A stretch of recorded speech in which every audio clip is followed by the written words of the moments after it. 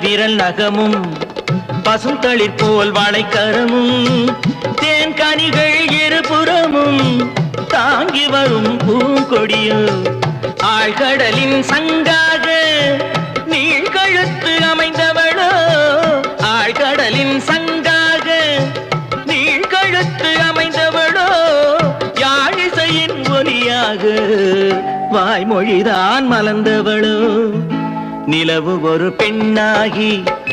உலவுகின்ற அழகோ